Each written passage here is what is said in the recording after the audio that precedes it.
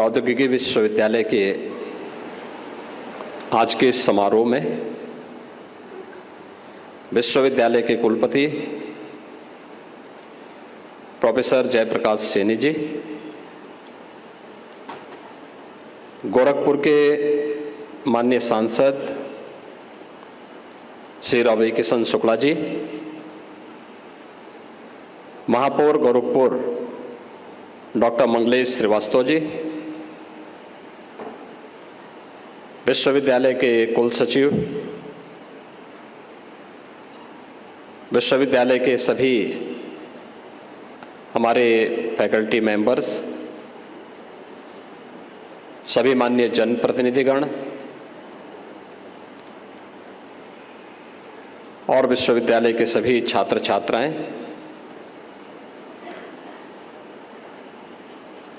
एक साथ विश्वविद्यालय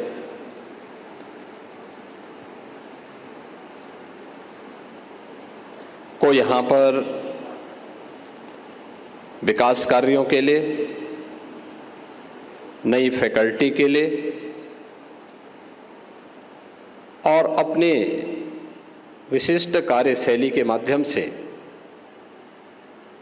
विश्वविद्यालय की रैंकिंग को बेहतर बनाने के लिए, योगदान देने के लिए आयोजित आज के इस कार्यक्रम के अवसर पर मैं पूरे विश्वविद्यालय परिवार को हृदय से बधाई देते हुए आप सबके प्रति मैं अपनी शुभकामनाएं देता हूं।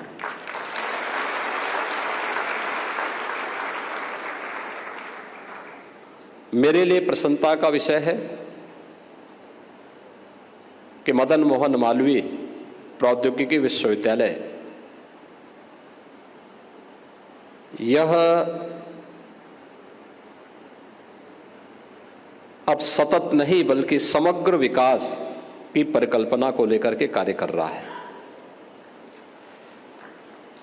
मित्रों, जब हम विकास की अवधारणा की बात करते हैं तो भारतीय मनीषा ने पश्चिम के सस्टेनेबल डेवलपमेंट की बजाय, यानी सतत विकास की बजाय एक समग्र विकास की परिकल्पना को सामने रखा था। हमने जीवन के एक पक्ष को लेकर के काम नहीं किया। हमारा दृष्टिकोण समग्रता को लेकर के होता है और उस समग्रता का दर्शन आज यहां पर विश्वविद्यालय के अंदर नव निर्माण के कार्यक्रमों के लोकार्पण और शिलान्यास के इस कार्यक्रम के माध्यम से, विश्वविद्यालय के लिए नव चयनित फैकल्टी मेंबर्स की नियुक्ति और शपथ ग्रहण समारोह के माध्यम से और अपने अपने विषय को लेकर के विश्वविद्यालय को बेहतर रैंकिंग प्रदान करने वाले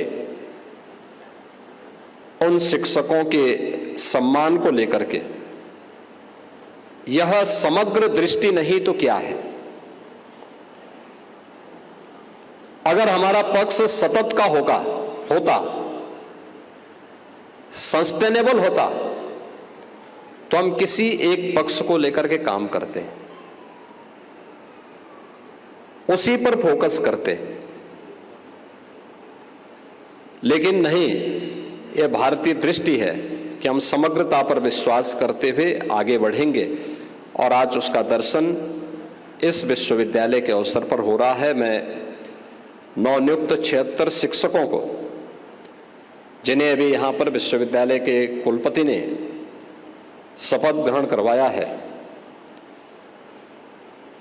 विश्वविद्यालय परिवार में शामिल होने के लिए मैं उनका हृदय से अभिनंदन करता हूं और उन्हें इस बात को ध्यान में रखना होगा कि वे विश्वविद्यालय परिवार का हिस्सा बने हैं।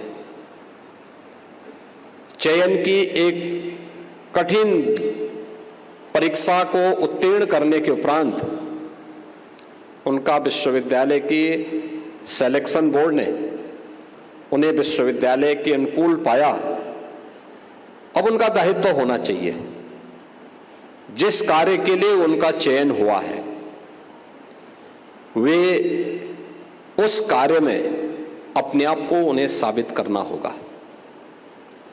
अभी आपने प्रवेश लिया है, लेकिन आपको अपने आप को साबित करना होगा कि चयन बोर्ड के द्वारा आपको चयन की प्रक्रिया के माध्यम से जो आपका सिलेक्शन हुआ है, यह सिलेक्शन उत्कृष्टतम सिलेक्शन था। विश्वविद्यालय के विकास की, समग्र विकास की इस प्रक्रिया का हिस्सा बनकर के जब आप कार्य करेंगे और अपने आप को साबित करने का जो अवसर जो बार बार आपको प्राप्त होगा, तो वही आपके लिए एक अवसर भी होगा। विश्वविद्यालय प्रोग्रेस करेगा तो आप भी उसके साथ सम्मान के पात्र बनेंगे। विश्वविद्यालय पे अगर कहीं कोई डेंट आएगा तो याद रखना, कोई व्यक्ति ये नहीं कह सकता कि मैं उससे बचा रह पाऊंगा।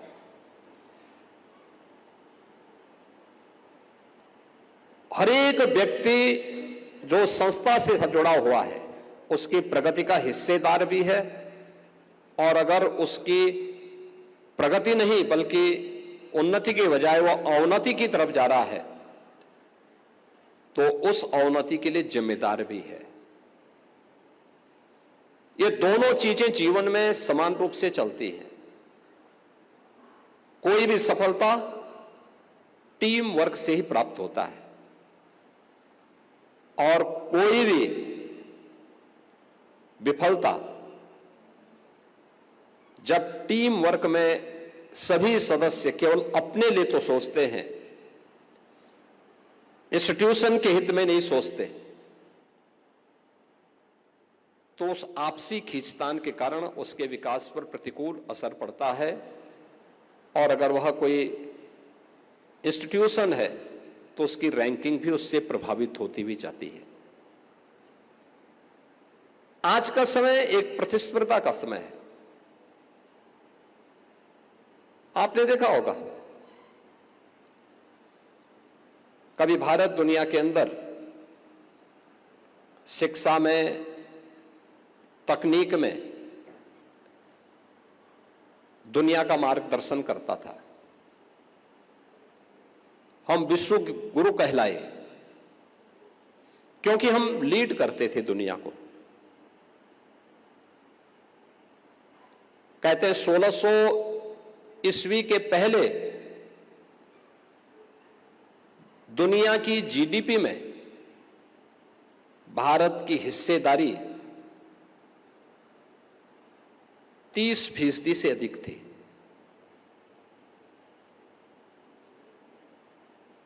और यह तब तक भारत ने बहुत कुछ खोया था।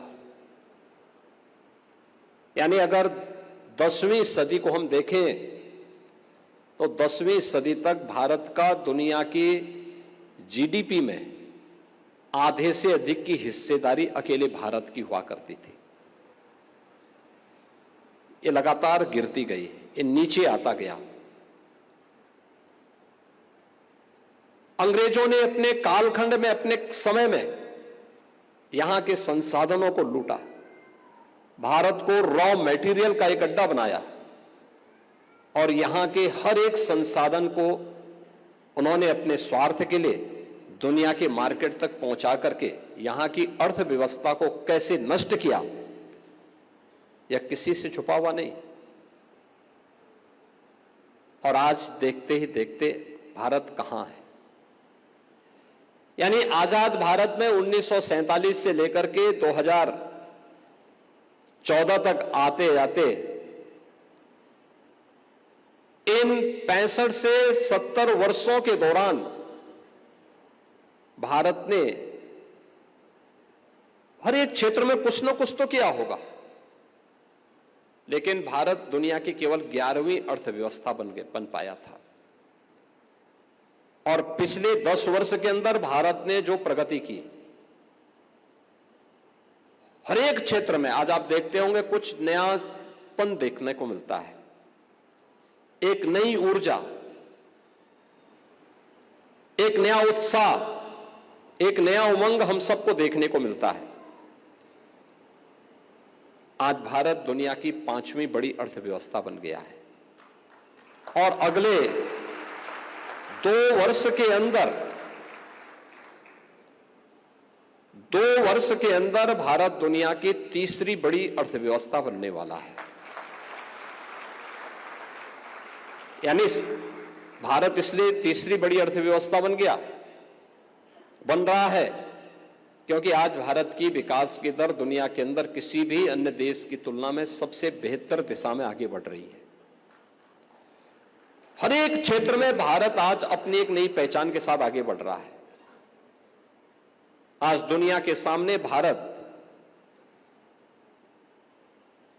अपने आप को साबित कर रहा है, हर भारतीय अपने आप को साबित कर रहा है। प्रधानमंत्री मोदी जी के नेतृत्व में पिछले 10 वर्ष में बदलते हुए भारत को हम सब ने देखा है। हो सकता है इससे पहले भी हो संभावना थी, क्योंकि देश तो वही है, संसाधन भी वही है,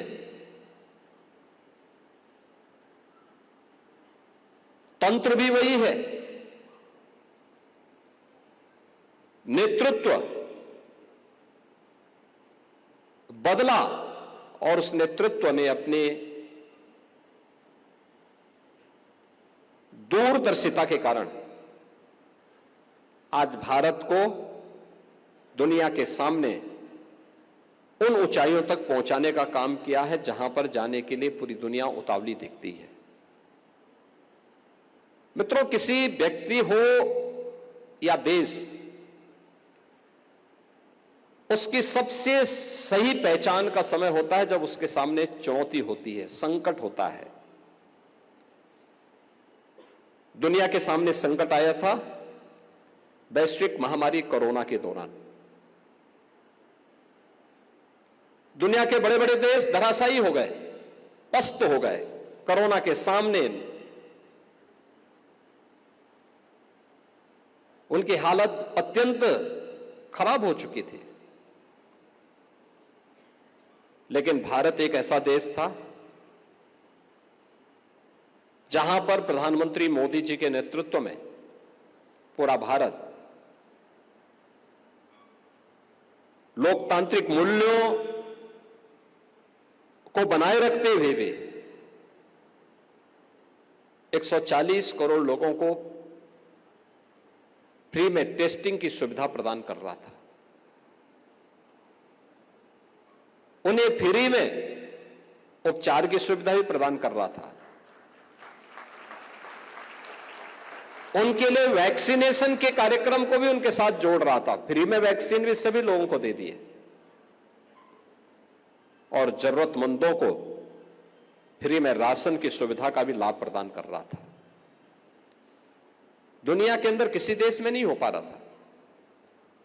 कहीं वैक्सीन नहीं था, कहीं टेस्टिंग किट नहीं थी, कहीं पर राशन के लिए लोग परेशान थे, कहीं उपचार की व्यवस्था नहीं थी। और दुनिया की बड़ी बड़ी ताकतें इस महामारी के सामने पस्त होती भी दिखाई दी।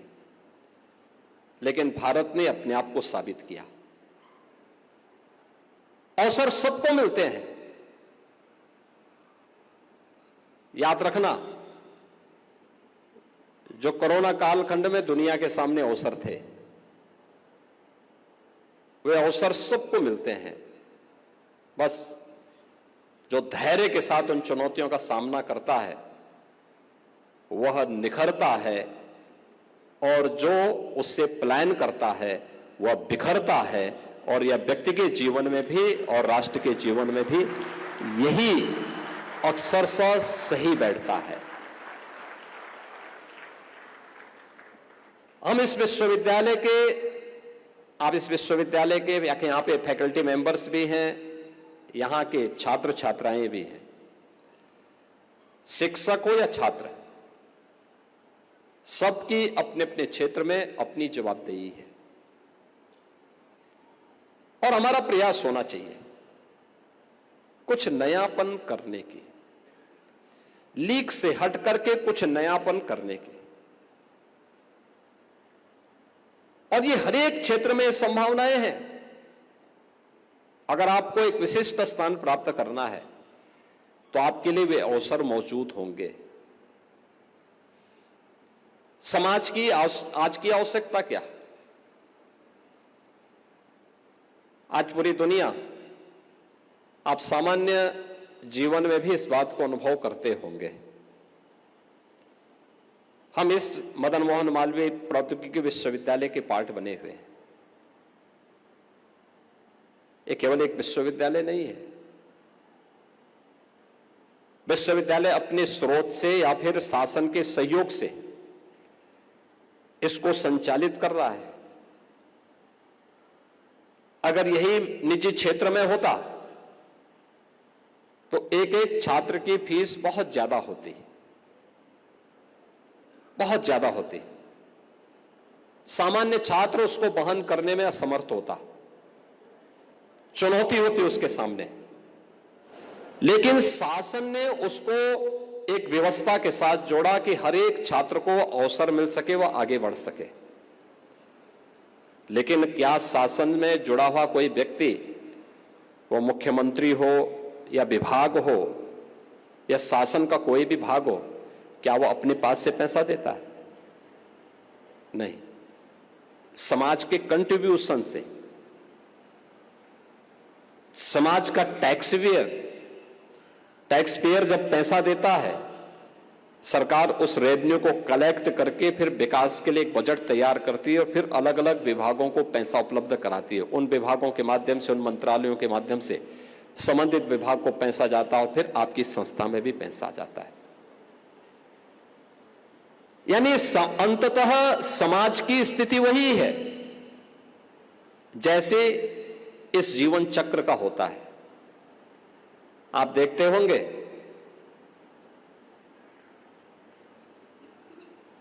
कि बरसात होती है, पानी बरसता है और पानी नदियों के माध्यम से फिर समुद्र में चला जाता है।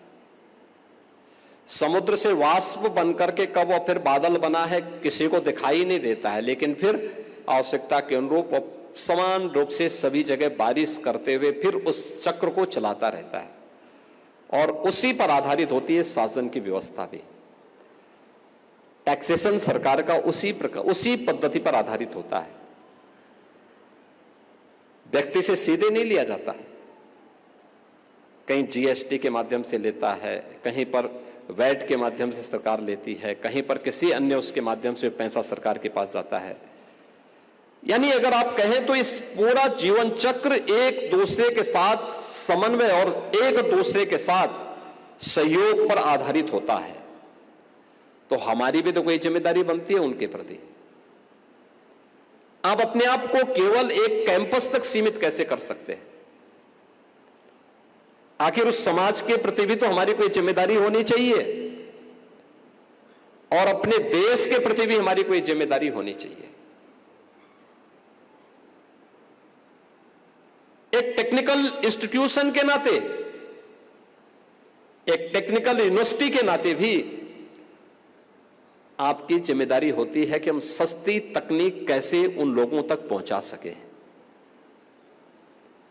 और ये हर एक क्षेत्र में हो सकता है। आज की चुनौती क्या है? पर्यावरण की एक चुनौती है। प्रत्येक व्यक्ति के पास उसका आवास बने, लेकिन आवास टिकाऊ तो हो लेकिन सस्ता भी हो।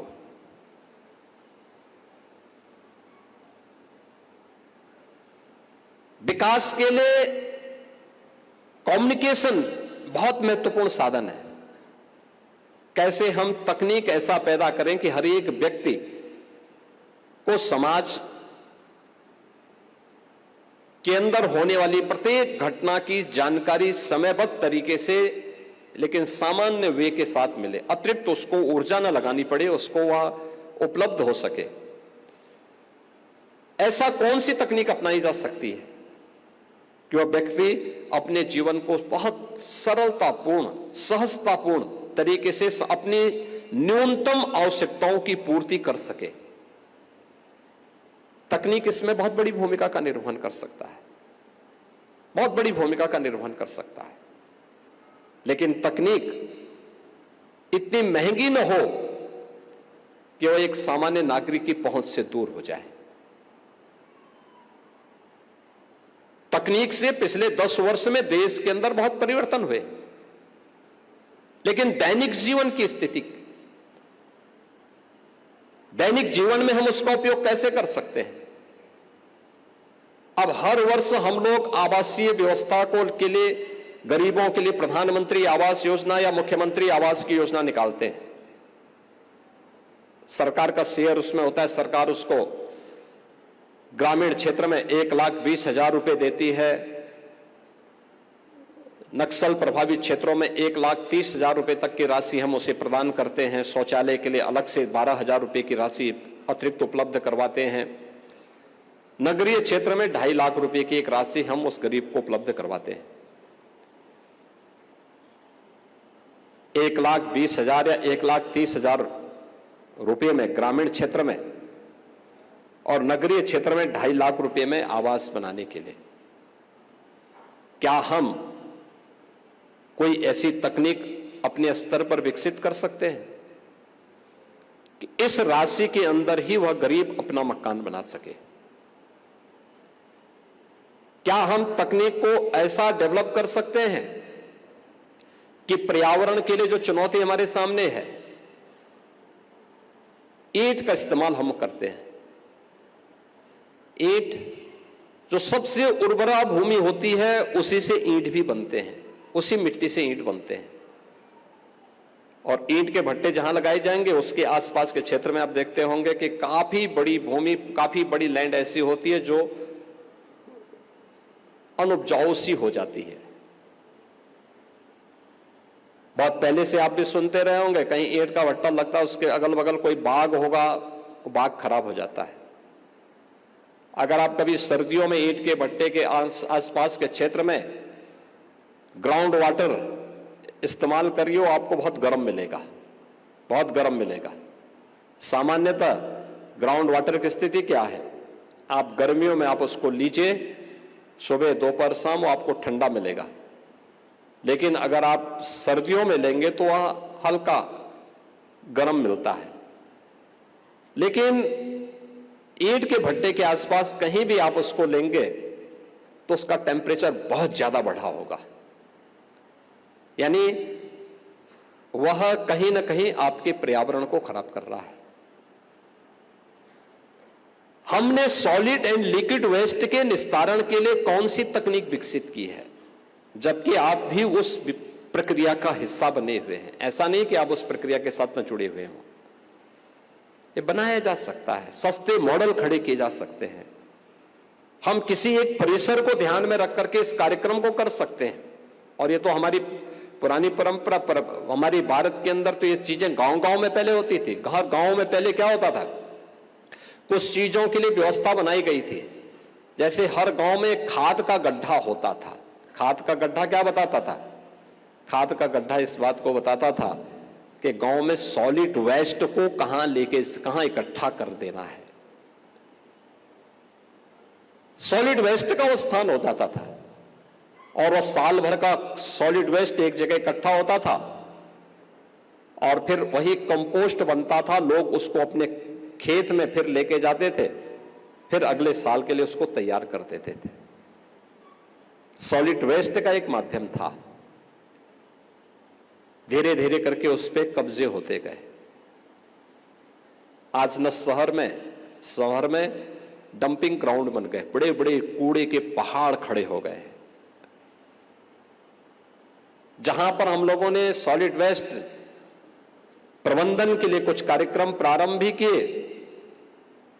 हर एक अर्बन बॉडीज उसको वहन करने की स्थिति में नहीं होती, क्योंकि बहुत महंगे हो जाते हैं।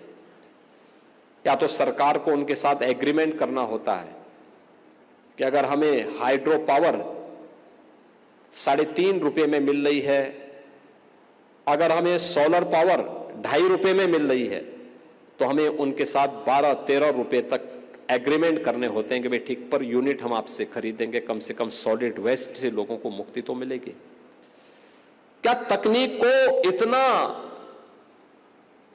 सस्ता बनाया जा सकता है कि पर यूनिट बनने वाली बिजली उससे सस्ती पड़ सके और हम उस सिस्टम को व्यवहारिक धरातल पर उतारने में सफल हो सके? और यह चुनौती आपके सामने है, यह हमेशा चुनौती आपके सामने बनी रहेगी। सिविल के क्षेत्र में भी सस्ते आवास बनाने आपके सामने एक चुनौती होगी। कैसे हो सकता है? हमारे पास ईंट का विकल्प हम क्या दे सकते हैं? हम ऐसी कौन सी तकनीक अपनाएं कि जो मकान को बनाने में यानी 9 महीने से 1 वर्ष का समय एक छोटा सा मकान बनाने में, पीएम आवास योजना को बनाने में लगता है, क्या हम इसको 3 महीने के अंदर खड़ा कर सकते हैं? बन सकता है। तकनीक का उपयोग करते हुए अंदर की दीवारों का भी विकल्प दिया जा सकता है।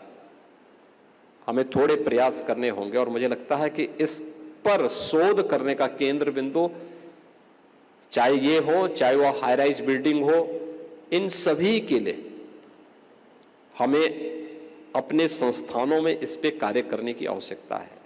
हर व्यक्ति को अपना आवास चाहिए, हर व्यक्ति को उसका रहन सहन अच्छा हो सके। ईज ऑफ लिविंग के लक्ष्य को हम प्राप्त कर सके, और यह तभी हो सकता है जब हम लोग सस्ती तकनीक उन्हें उपलब्ध कराने में अपना योगदान दे सकें। विश्वविद्यालय और तकनीकी संस्थानों की जिम्मेदारी बनती है। दूसरा, मॉडर्न टेक्नोलॉजी के साथ भी हम लोगों को जोड़ें, लेकिन याद रखें कि तकनीक हमारे द्वारा संचालित हो, हम तकनीक के द्वारा संचालित न हो। क्योंकि तकनीक का जब तक हम इस्तेमाल कर रहे हैं तब तक वह लोक कल्याण का माध्यम बनेगी और बनेगी। तकनीक ने जीवन में बहुत परिवर्तन लाए, लोगों के जीवन को बहुत आसान बनाया है। आज हम उत्तर प्रदेश में 15 करोड़ लोगों को फ्री में राशन की सुविधा उपलब्ध करवाते हैं, और उन 15 करोड़ लोगों को राशन की सुविधा मिल रही कि नहीं मिल रही है, हमने फाइंड सेल मशीन के माध्यम से एक एक को हम ऑब्जर्व कर सकते हैं। इससे पहले ये चीजें नहीं थी 2017 के पहले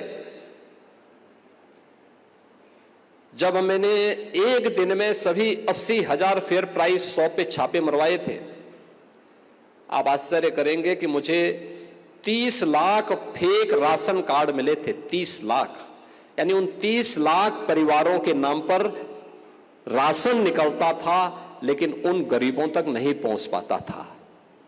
और आज मैं कह सकता हूं कि 15 करोड़ लोगों को, हर एक परिवार को जितनी उनकी यूनिट होगी, उन सभी यूनिट को आज राशन की सुविधा का लाभ उत्तर प्रदेश में प्राप्त हो रहा है, पॉइंट सेल मशीन के माध्यम से, ई पॉस मशीन के माध्यम से। आखिर तकनीक से संभव हो पाया। हम लोग आज उत्तर प्रदेश में 1 करोड़ 6 लाख वृद्धजनों को, निराश्रित महिलाओं को और दिव्यांग जनों को 12,000 रुपये वार्षिक पेंशन की सुविधा दे रहे हैं। पैसा हर तीसरे महीने उनके अकाउंट में सीधे चली जाती है। जब ये मैन्युअली था 300 रुपये उन्हें पेंशन मिलती थी, 1 महीने की 300 रुपया, हमने उसको बढ़ा करके 1,000 रुपया किया, और 300 रुपये पेंशन मिलती थी, 6 महीने में एक बार मिलती थी। शासन से 6 महीने में एक बार जिले में आती थी, यानी 1,800 रुपया उनको अगर मिला तो 1,800 रुपये में से वहां का जो बाबू होता था वह अपना कट मांगता था उस गरीब से।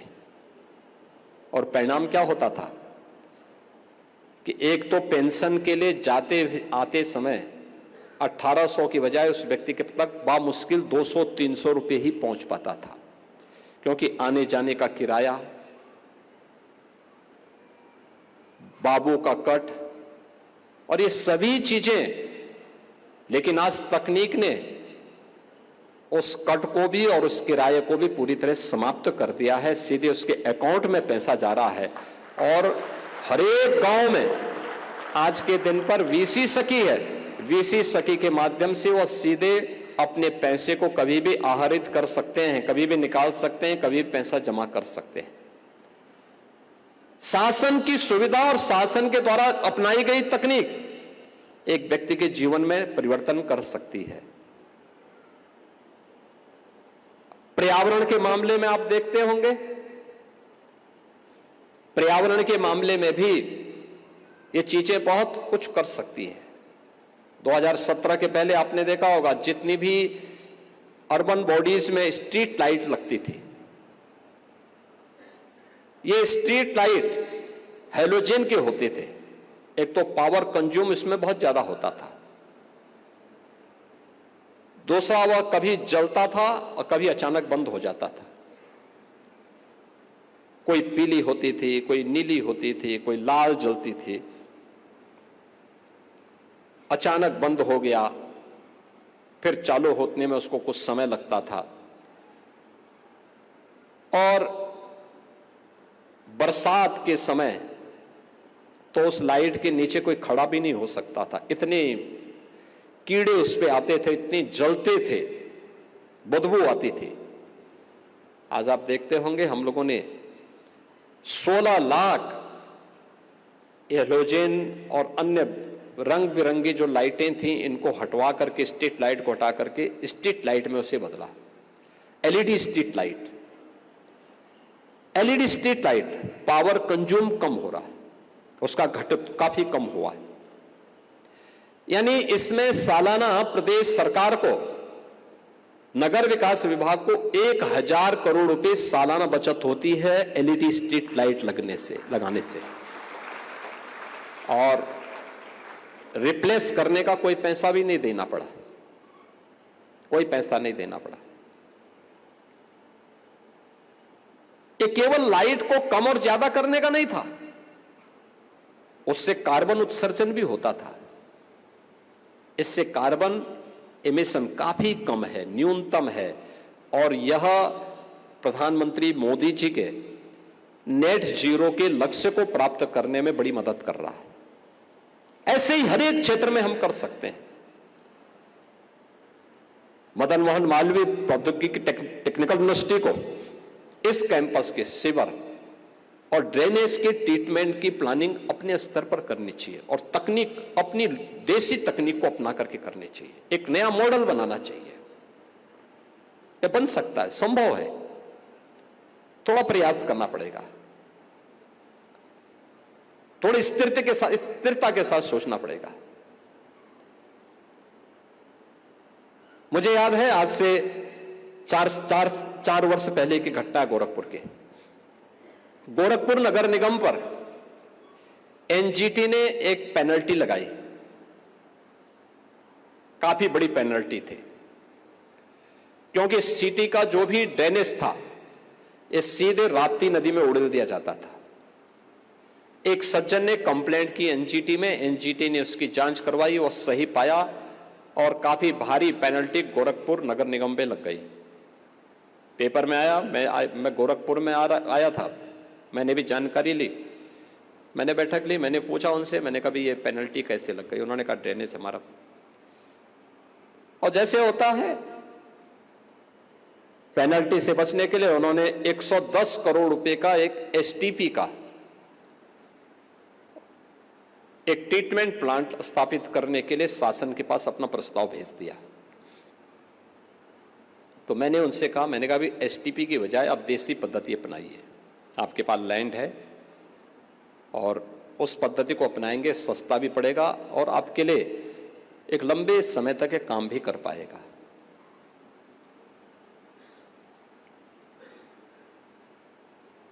उन्होंने कहा क्या हो सकता है? मैंने कहा मैं बताता हूं। एक काम करिए, जहां पे आपका ये ड्रेनेज गिर रहा है उसके आसपास एक पौंड बनाइए और उस पौंड से 2 ड्रेन निकालिए।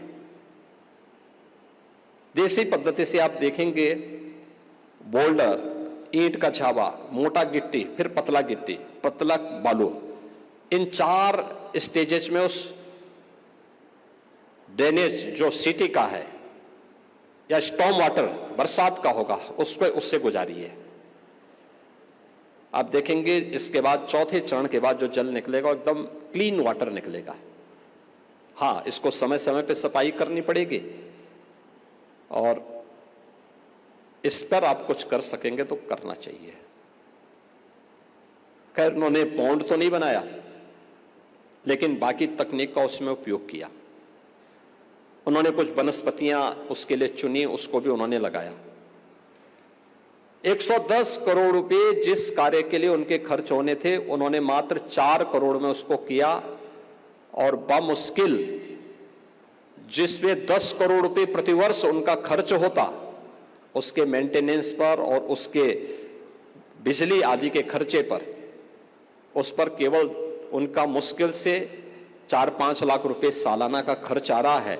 और आज वह मॉडल अभी 1 से 4 जनवरी के बीच गोरखपुर के म्युनिसिपल कॉर्पोरेशन के कमिश्नर को उसका पहले प्रेजेंटेशन करने के लिए नीति आयोग ने दिल्ली में और फिर जर्मनी में उस मॉडल का इन्होंने प्रेजेंटेशन वहां पर भी किया है। उन लोगों ने भी स्वीकार किया कि हाँ, हमें इस पद्धति पर, याद रखना, जर्मनी दुनिया के अंदर वह देश है जो तकनीक के मामले में दुनिया में अपनी एक अलग पहचान रखता है। और तकनीक में जितनी आक्रामकता जर्मनी के पास है, किसी के पास नहीं है। लेकिन आज वह भी इस बात को मानता कि हमें इन पद्धतियों की तरफ जाना पड़ेगा और इन पद्धतियों की शरण में जाकर के ही हम अस्थायी रूप से, परमानेंट उन समस्याओं का सॉल्यूशन दे सकते हैं जो हमारे सामने है। ऐसे ही इस कैंपस में, अलग अलग कैंपस के अंदर हमें इस व्यवस्था को देना पड़ेगा।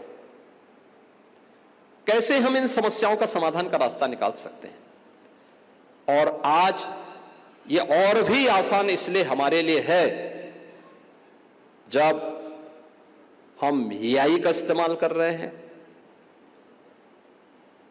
रोबोटिक का इस्तेमाल कैसे हो सकता है कि सीवर की सफाई के लिए कहीं पे किसी व्यक्ति को उसमें उतर करके न जाना पड़े, बल्कि हम तकनीक का उपयोग करते, रोबोटिक का इस्तेमाल करते हुए उस ड्रेनेज को भी और सीवर को भी सफाई करने में उसका इस्तेमाल कर सके, लेकिन वह सस्ती हो। हर एक व्यक्ति उस महंगे खर्चे को उठाने की सामर्थ्य नहीं रख सकता। हर एक म्युनिसिपल कॉर्पोरेशन या हर एक अर्बन बॉडी इसको नहीं उठा सकती। कैसे हो सकता है, कैसे हम उसको कर सकते हैं? आज दुनिया कहां पहुंच चुकी है? क्या मदन मोहन मालवीय प्रौद्योगिकी विश्वविद्यालय भारत के उन प्रतिस्पर्धा के क्षेत्र में अपने आप को आगे करेगा? क्वांटम कंप्यूटिंग के लिए नए सेंटर स्थापित करने, नए हब को स्थापित करने की एक नई प्रतिस्पर्धा प्रारंभ हुई है। हमें उस दिशा में आगे बढ़ना चाहिए। शुरुआत छोटे से होती है, एक साथ नहीं होगी, बहुत बड़े पैमाने पे नहीं हो सकती, और उत्तर प्रदेश में संभव है। याद रखना, भारत का पहला कंप्यूटर आईआईटी कानपुर में आया था और क्वांटम कंप्यूटिंग के क्षेत्र में भी एक हब के रूप में अपने आप को स्थापित करने के लिए, भारत को स्थापित करने के लिए हमारे तकनीकी संस्थानों में एक नई स्वस्थ प्रतिस्पर्धा प्रारंभ होनी चाहिए। और स्वस्थ प्रतिस्पर्धा के लिए अभी से हम प्रयास करेंगे तो हमें रास्ते निकले, अनेक रास्ते मिलेंगे। हम हमेशा समाधान पर ध्यान दें, समस्या पर नहीं। समस्या कोई चुनौती नहीं होती, समस्या हमारे जीवन की चुनौती नहीं हो सकती।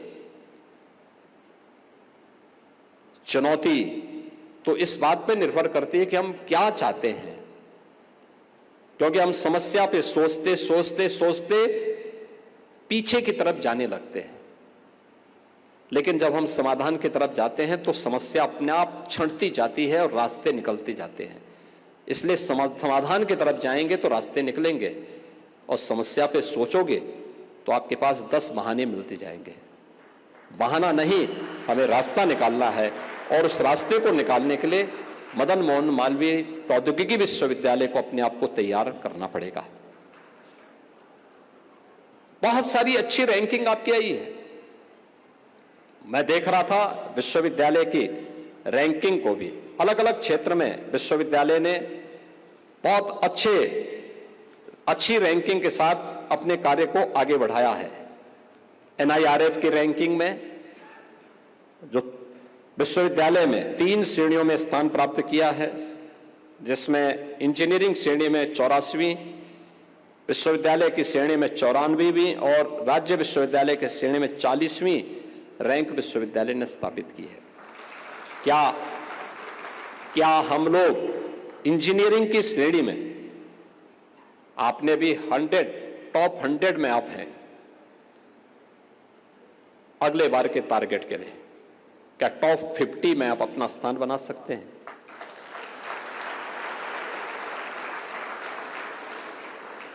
विश्वविद्यालय के श्रेणी में 94वीं की बजाय हम टॉप 50 में पहले फर्स्ट पेज में इसको अपने आप को तैयार कर सकते हैं। और राज्य विश्वविद्यालयों में भी जो आपने 40वीं रैंक प्राप्ति की है, क्या हम राज्य के विश्वविद्यालयों में टॉप 10 के अंदर अपने स्थान को बनाए रखने में आगे बढ़ सकते हैं? एक चुनौती होगी, लेकिन हमें देखना होगा। और क्यूएस रैंकिंग में अभी तो साउथ एशिया और एशिया में ही हमारी रैंकिंग, हमें काम करना होगा। साउथ एशिया में हमारी 292वीं और एशिया में 901वीं रैंकिंग है। हमारा प्रयास होना चाहिए, अगर हम देश के अंदर अच्छे टेक्निकल इंस्टीट्यूशन के रूप में अपना स्थान बना लेते हैं, राज्य के अंदर टॉप 10 यूनिवर्सिटीज में अपना स्थान बना लेते हैं, मेरा मानना है कि अपने आप ही एशिया के टॉप 100 में हमारा स्थान आएगा। तब हमारा स्थान 901वीं नहीं होगी, टॉप 100 में हम शामिल होंगे। टॉप 100 में हम शामिल हो गए तो हम ग्लोबल रैंकिंग में अपने आप को एक नए भविष्य की तरफ आगे बढ़ते हुए हमारे सामने एक मार्ग प्रशस्त होगा। अलग अलग क्षेत्र में विश्वविद्यालय ने एक नई प्रतिस्पर्धा को आगे बढ़ाया है, लेकिन चुनौती हमारे सामने लगातार बनी हुई है। और मुझे विश्वास है कि जो आज की मॉडर्न टेक्नोलॉजी है, इन सब को लेते हुए इसका एक सरल तरीके से कैसे हम प्रस्तुत कर सकते हैं, इस दिशा में विश्वविद्यालय कार्य करेगा। मुझे प्रसन्नता है कि आज यहां पे 8 करोड़ रुपए की लागत से सावित्रीबाई फुले महिला छात्रावास का लोकार्पण हुआ है। एक यहां पर नए भवन जो मैकेनिकल इंजीनियरिंग का है, उनका 4 नई CNG बसेस यहां पर संचालित हुई हैं। ITRC जो विभाग का भवन है उसका विस्तार हुआ है, और एक यहां पे नेचुरल गैस पाइपलाइन की भी का कार्य यहां पे पूरा हुआ है, और एक विद्युत सब स्टेशन के कार्य का भी यहां पे संपन्न हुआ है। ऐसे ही यहां पे एक पुरुष छात्रावास के लिए 528 छात्रों के लिए एक छात्रावास के लिए उसका शिलान्यास का कार्यक्रम, विश्वेश्वरैया भवन, टैगोर भवन, रमन भवन और सुभाष भवन के जो छात्रावास हैं, इनके नवीनीकरण के कार्य का भी यहां पे आज कार्य का शिलान्यास हुआ है। यूनिवर्सिटी की अपनी एग्जामिनेशन अनुभाग के भवन के निर्माण कार्य का शिलान्यास भी हुआ है, और मल्टीपर्पज हॉल के नवीनीकरण के कार्य का भी यहां पे आज शिलान्यास का कार्य संपन्न हुआ है। बाकी कुछ अन्य आंतरिक परिसर के विकास से संबंधित योजनाओं का भी शिलान्यास का कार्यक्रम यहाँ पे संपन्न हुआ है। मुझे पूरा विश्वास है कि समग्र विकास की इस दिशा में मदन मोहन मालवीय टेक्निकल यूनिवर्सिटी लगातार कार्य करके अपनी एक पहचान को आगे बढ़ाएगा। और मैं तो बार बार इस बात को मानता हूं कि हमारे इंस्टीट्यूशन को उस क्षेत्र विशेष में जहां पर वह स्थित है वहां के नॉलेज और टेक्निकल पार्टनर के रूप में कार्य करने के लिए अपने आप को तैयार करना होगा। केंद्र हो या राज्य सरकार, अगर उसको तकनीकी सहयोग की आवश्यकता है तो टेक्निकल पार्टनर के रूप में मदन मोहन मालवीय टेक्निकल यूनिवर्सिटी को हमेशा अपने आप को आक्रामक तरीके से आगे आकर के उसके लिए तैयार करना होगा कि हां, हम करेंगे, हम इस दिशा में पूरा सहयोग करने को तैयार हैं। तो विश्वविद्यालय के पास अपने रिसोर्सेस भी बढ़ेंगे और विश्वविद्यालय को अपनी रैंकिंग को भी और सुधारने में मदद मिलेगी। मैं एक बार फिर से मदन मोहन मालवीय तकनीकी विश्वविद्यालय के कुलपति प्रोफेसर जेपी सैनी जी को, यहाँ के विश्वविद्यालय के सभी अधिकारियों को, यहाँ के सभी शिक्षकों को और सभी छात्रों को अपनी शुभकामनाएं देता हूं और विश्वास करता हूं कि यह विश्वविद्यालय अपने नाम के अनुरूप, महामना की भावनाओं के अनुरूप अपने आप को साबित करने में सफल होगा। आप सबके प्रति मेरी मंगल में शुभकामनाएं। धन्यवाद। जय हिंद। आपको आपने सुना जहां पर उन्होंने तकनीक को लेकर ये कहा कि कैसे भारत तकनीक के मामले में एक अग्रणी राज्य के तौर पर उभर रहा है, और साथ ही उन्होंने यूपी की भी बात की। ये कहा कि सबसे पहला भारत में जो कंप्यूटर था वो IIT कानपुर में आया।